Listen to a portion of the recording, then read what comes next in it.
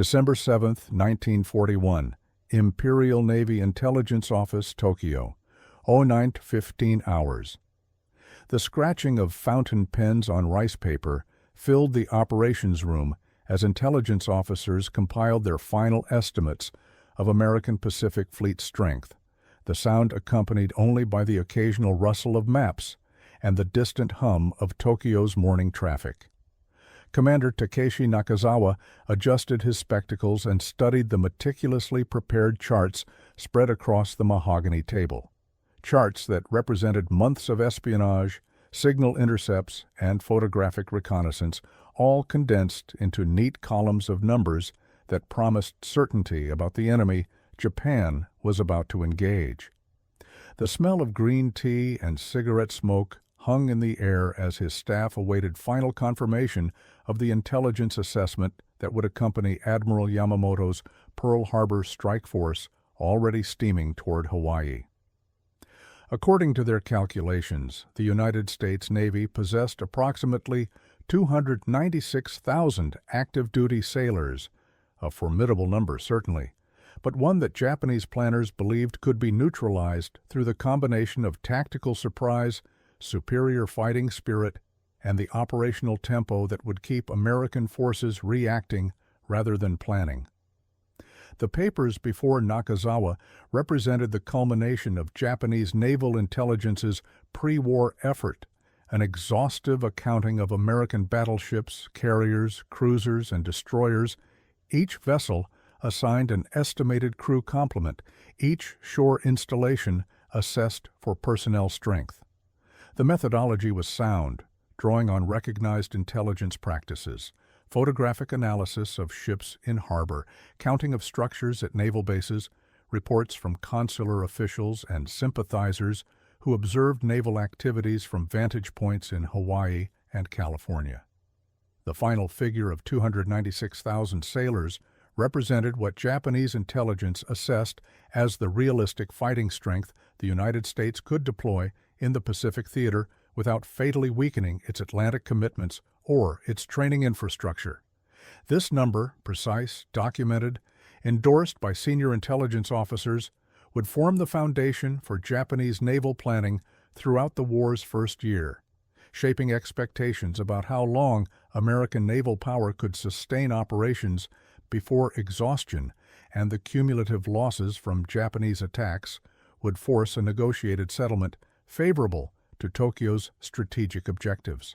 What Nakazawa and his fellow intelligence officers could not comprehend, what their methodology and their institutional assumptions could not accommodate,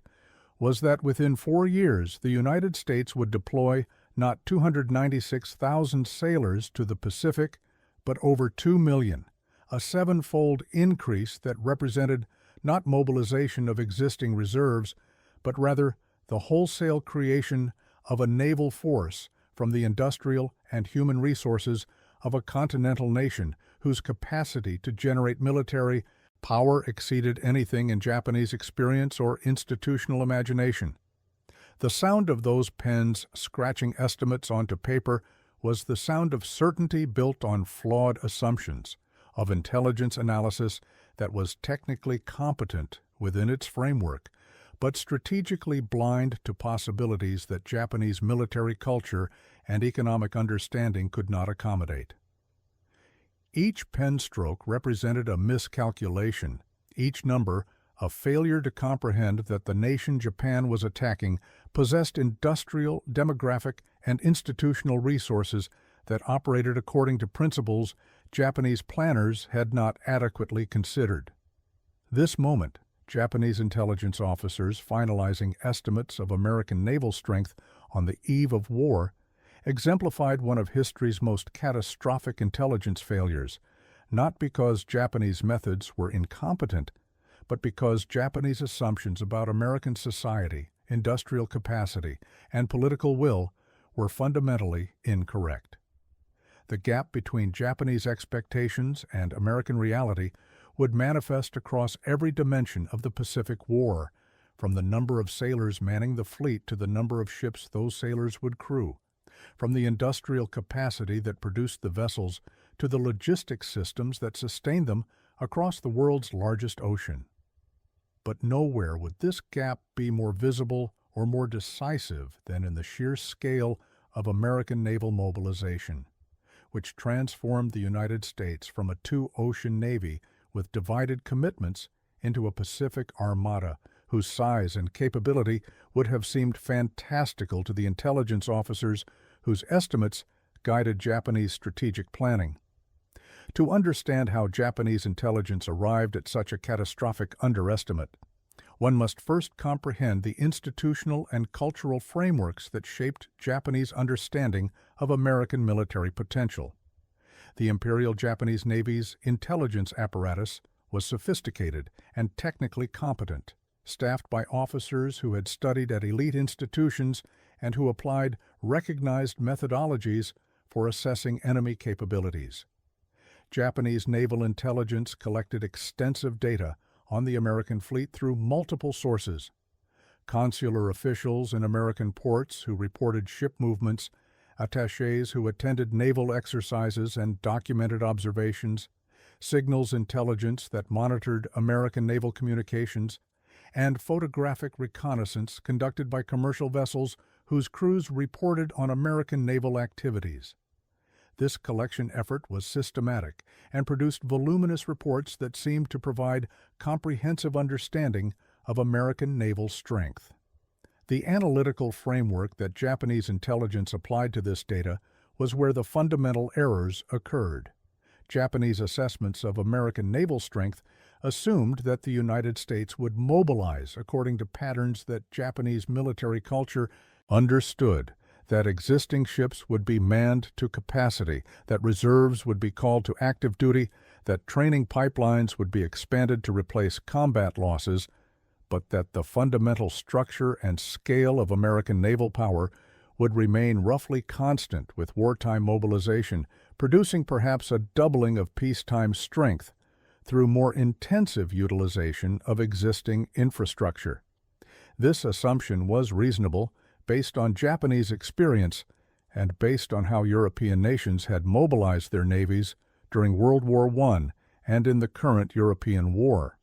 Japanese planners examined British and German naval mobilization and observed that these nations had increased their active-duty naval personnel by factors of perhaps 2 or 3 through calling up reserves and expanding training,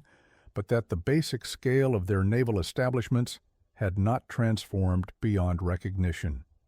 What Japanese analysis failed to account for was that the United States represented a fundamentally different category of industrial power, one whose peacetime military establishment bore little relationship to its wartime potential, because American society and economy operated according to principles that had no equivalent in Japanese or European experience.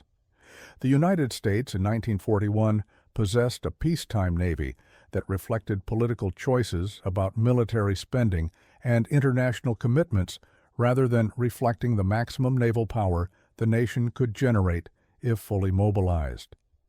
American shipyards operated at a fraction of their potential capacity. American industrial production devoted minimal resources to naval construction, and American naval training infrastructure was sized for peacetime recruiting levels rather than for wartime expansion.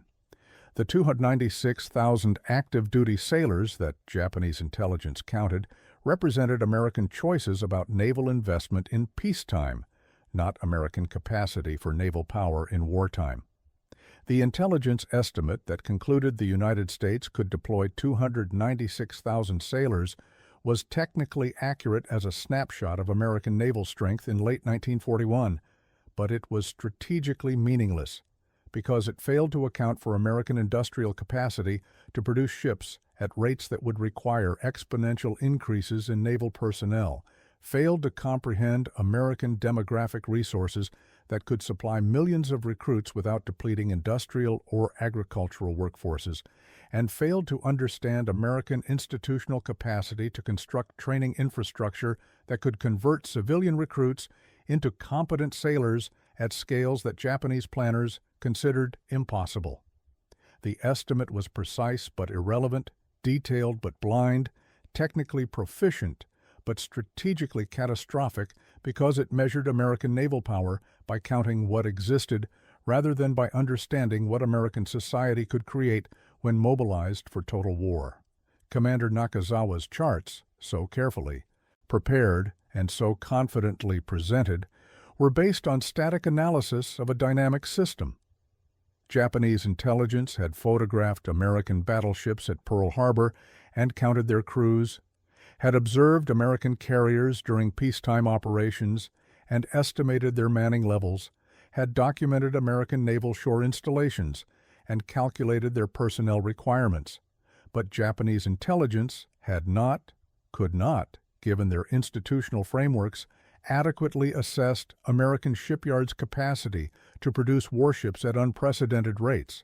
American industrial capacity to supply those ships with every component and system they required, American training capacity to produce qualified sailors in whatever quantities the expanding fleet required, and American logistical capacity to sustain operations across Pacific distances that would have exhausted Japanese logistics within months. The transformation in American naval power that would occur over the following 4 years represented mobilization at scales that had no historical precedent, and that Japanese intelligence assessments had not incorporated into even pessimistic scenarios. American shipyards that had produced perhaps a dozen major warships annually in peacetime would produce hundreds annually by 1943. American naval training facilities that had processed perhaps 50,000 recruits annually in peacetime would process over 1 million annually by 1944. American industrial production that had devoted perhaps 5% of capacity to naval construction in peacetime would devote over 40% by war's peak. The United States Navy that began the war with approximately 300,000 personnel would expand to over 3.4 million by 1945, with over 2 million serving in Pacific operations that required crew for hundreds of new construction ships, for logistics vessels that sustained those ships across vast distances, for shore establishments that supported fleet operations, and for aviation units that operated from land bases and from carriers whose numbers would increase from 3 at war's start to nearly 100 by war's end. The sound that would come to characterize this transformation was not the scratching of pens on intelligence estimates, but rather the industrial symphony of American shipyards operating at capacity, the riveting of steel hulls, the welding of bulkheads, the launching of vessels at rates that approached 1 major warship per day at peak production. This sound represented American industrial capacity mobilized for naval construction at scales that rendered Japanese intelligence estimates obsolete within months of war's beginning. Each launching represented not just a new ship, but also the requirement for hundreds or thousands of additional sailors, for expanded training facilities to qualify those sailors, for increased logistical support to sustain them, and for the systematic institutional capacity to integrate them into effective combat units that could execute complex operations across the Pacific. Japanese intelligence had counted American ships in harbor, but it had not adequately assessed the 60-plus American shipyards that could produce warships, had not fully comprehended the industrial supply chains that could provide those shipyards with steel and engines and electronics and weapon systems, had not understood the institutional capacity to design and refine ship classes, while simultaneously producing them at scale, and had not grasped the demographic resources that could supply workers for shipyards while simultaneously supplying recruits for the ships those yards produced. The estimate of 296,000 sailors reflected Japanese understanding of naval warfare as conducted by professional naval establishments of limited size, operating ships that were expensive and time-consuming to produce, manned by sailors whose training required years to produce competence in the technical specialties that modern warships demanded. What Japanese intelligence failed to comprehend was that American industrial and educational systems could produce both ships and sailors at rates that transformed naval warfare from a contest between professional establishments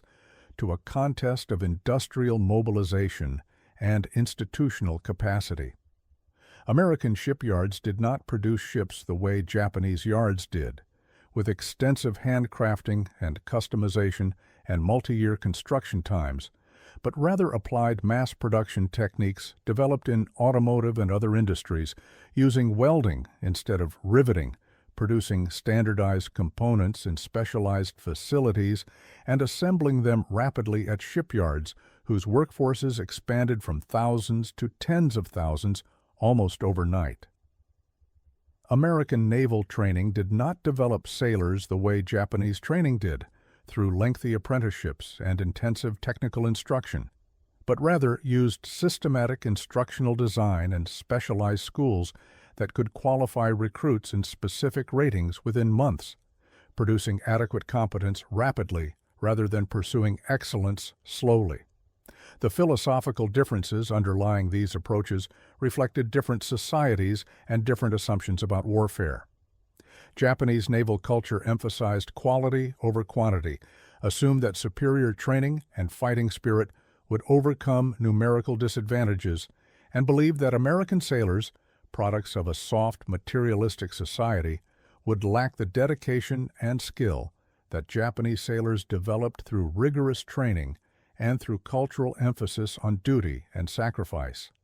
These assumptions were not baseless. Japanese sailors at war's start were indeed superbly trained and highly motivated, and Japanese naval aviators in particular possessed skills that required years to develop and that gave Japan significant qualitative advantages in war's early phases. But these assumptions underestimated American capacity to produce adequate quality at overwhelming quantity, to develop training systems that could qualify sailors rapidly without producing incompetence, and to create institutional systems that compensated for individual sailors' limitations through technological advantages and through systematic procedures that reduced the expertise individual tasks required. American warships increasingly incorporated technologies that simplified operations, automated fire control systems that reduced the skill required for accurate gunnery, radar systems that replaced visual lookouts, damage control systems that allowed relatively inexperienced crew to manage battle damage effectively. American naval doctrine emphasized systematic procedures and standardized practices that allowed crews with varied experience levels to function effectively, rather than relying on individual expertise and initiative as Japanese doctrine did. The symbolic significance of the recurring sound of American shipyard construction, the riveting, welding, and launching that continued without pause through war's duration, represented more than industrial production. It represented a society whose approach to warfare emphasized systematic mobilization of resources over individual martial excellence, whose industrial capacity allowed it to treat ships as producible commodities rather than as irreplaceable strategic assets, and whose demographic resources allowed it to crew those ships without depleting industrial or agricultural workforces that sustained the war economy. Each ship launched required crew, and American capacity to provide those crew members without limit represented demographic advantages that Japanese population and industrial structure could not match. By mid-1942, within months of Pearl Harbor, American naval personnel strength was already approaching 500,000, nearly double Japanese intelligence's pre-war estimate of total American Pacific naval strength. By 1943, American naval personnel exceeded 1 million. By 1944, the figure approached 2 million serving in Pacific operations alone, with additional hundreds of thousands in Atlantic and Mediterranean theaters.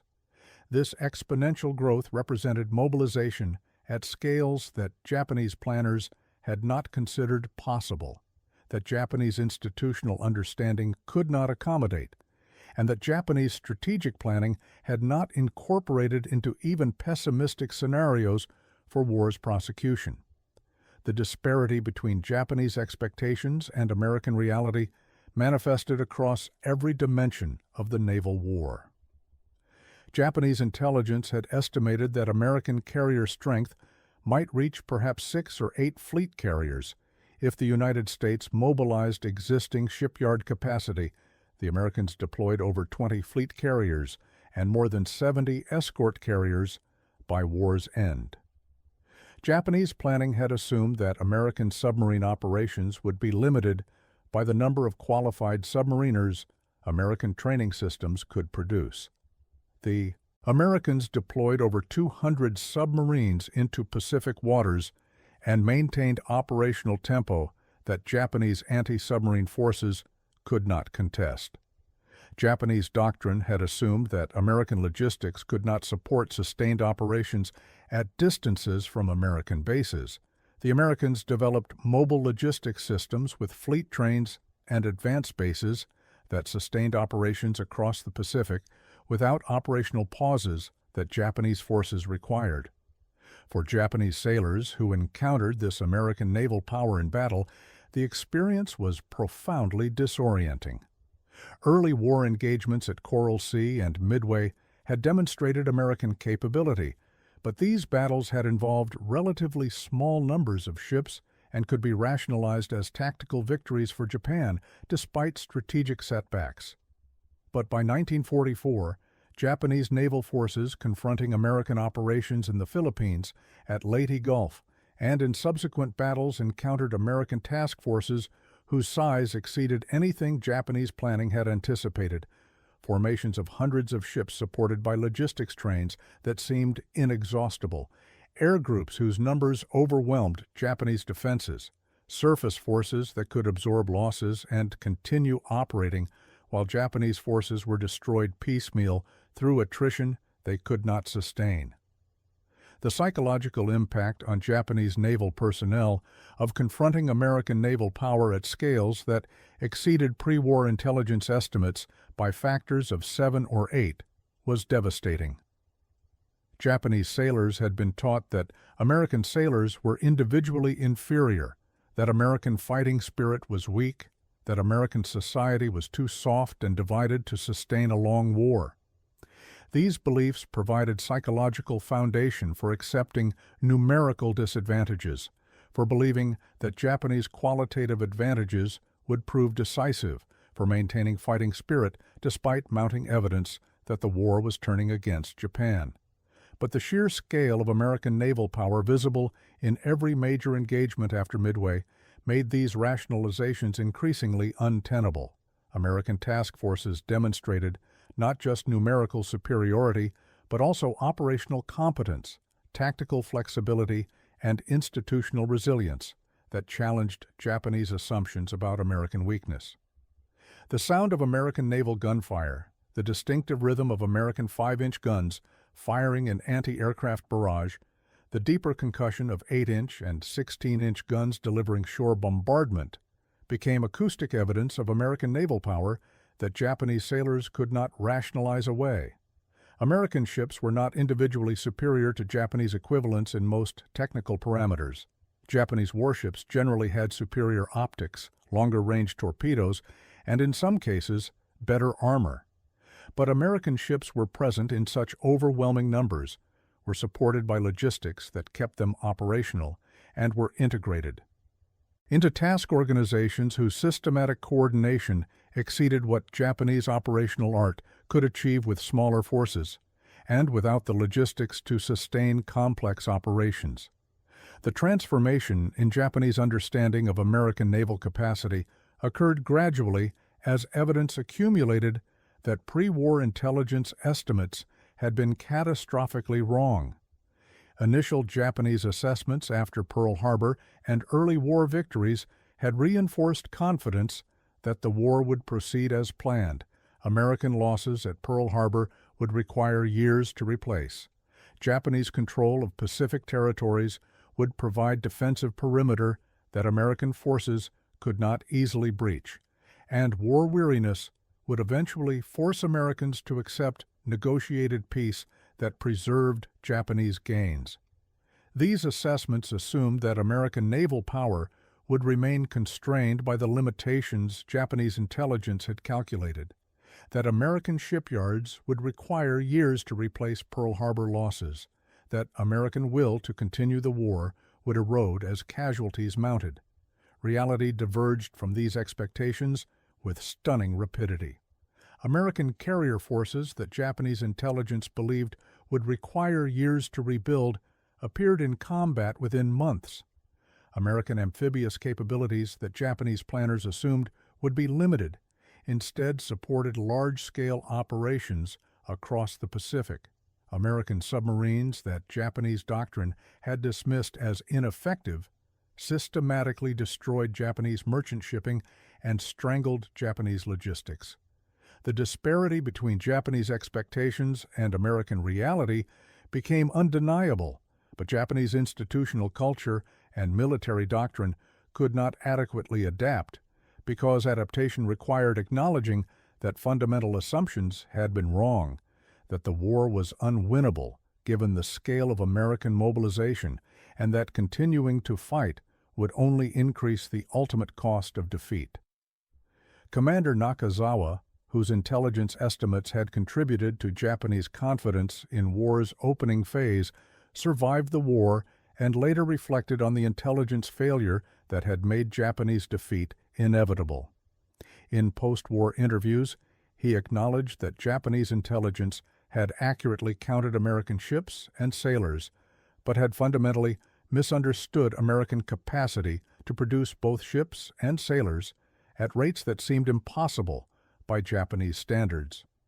He noted that Japanese intelligence officers had observed American shipyards and industrial facilities, but had not comprehended the implications of what they observed because they had no experiential framework for understanding industrial production at American scale. He suggested that Japanese military culture's emphasis on spirit and training over material factors had created institutional blindness to the possibility that material advantages could prove decisive, regardless of qualitative superiority in training or morale. The final assessments of American naval strength conducted by Japanese intelligence in war's final months, as American forces approached the home islands and American naval power assembled for invasion operations, estimated American Pacific naval personnel at over 2 million, nearly 7 times the pre-war estimate of $296,000 that had shaped Japanese strategic planning. These final estimates represented intelligence success in documenting what existed, but intelligence failure in having anticipated what would exist. Japanese intelligence officers could count the hundreds of American warships visible in photographic reconnaissance and could calculate the crew requirements those ships represented. But this belated accuracy did not alter strategic realities that the initial underestimate had created. Japan had entered war believing it could defeat or outlast an American Navy of roughly 300,000 sailors. It found itself overwhelmed by an American Navy of over 2 million that represented industrial and demographic mobilization at scales that Japanese planning had not considered possible, and that Japanese capacity could not match. The symbolic weight of this miscalculation extended beyond its immediate military implications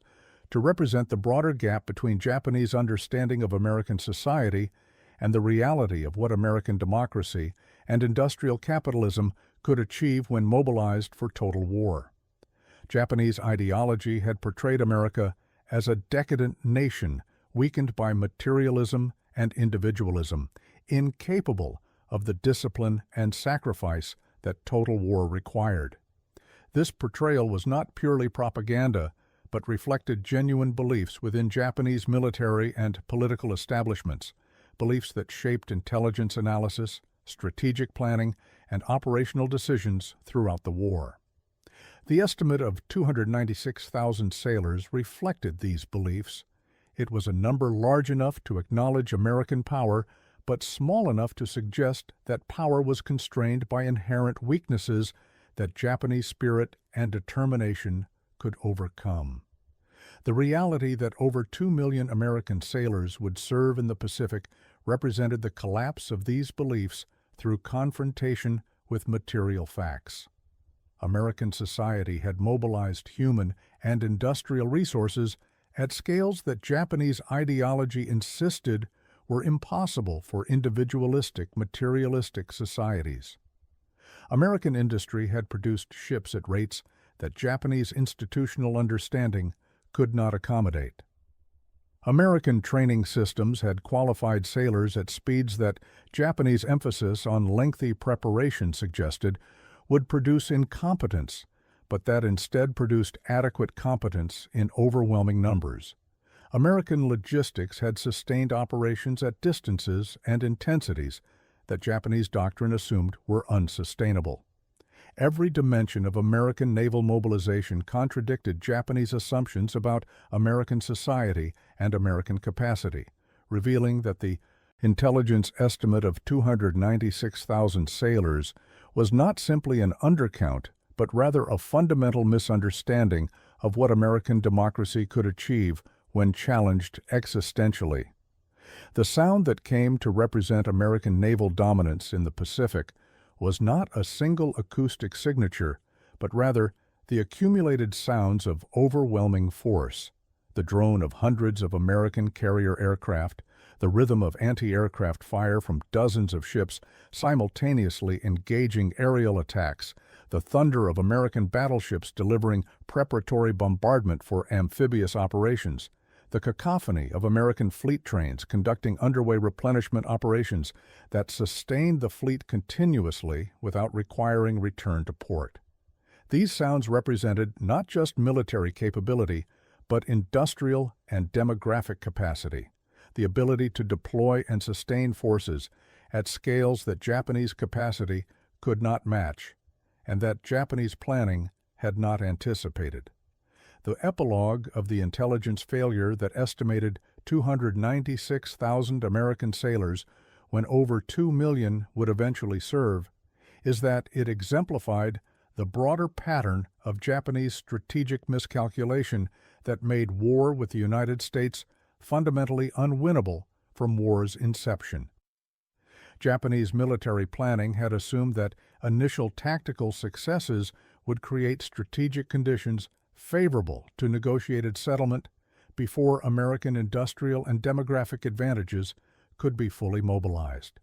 This assumption required that American mobilization would be constrained by limits that Japanese experience suggested were universal, that nations could mobilize perhaps 2 or 3 times their peacetime military strength, but that exponential expansion was impossible, that ships required years to produce and sailors required years to train, that logistics capabilities were fundamentally limited by what peacetime infrastructure could support with modest expansion.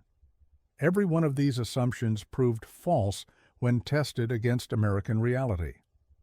The United States did not mobilize according to patterns that Japanese intelligence understood, but rather according to its own capacities and according to systematic mobilization of resources at scales that had no historical precedent. American shipyards did not incrementally increase production, but rather transformed themselves and constructed new facilities that increased production by factors of 10 or 20. American training systems did not gradually expand, but rather created entirely new infrastructure that processed recruits at rates that turned training from bottleneck to assembly line. American logistics did not stretch existing systems, but rather invented new systems, fleet trains, mobile bases, underway replenishment, that obviated constraints Japanese planning assumed were immutable. The sound of pens scratching on paper as Japanese intelligence officers finalized their estimate of 296,000 American sailors was the sound of certainty built on false premises, of analysis that was technically competent but strategically blind,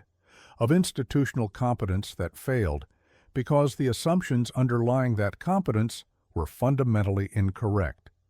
The estimate was precise, documented, endorsed by senior officers, and catastrophically wrong because it measured American capacity by Japanese standards, rather than understanding that American capacity operated according to principles that Japanese institutional frameworks could not accommodate.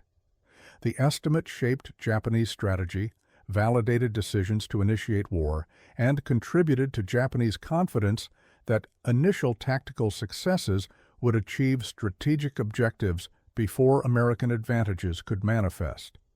The estimate was also, within months of war's beginning, revealed as fantasy by material reality that destroyed Japanese hopes for quick victory or negotiated settlement.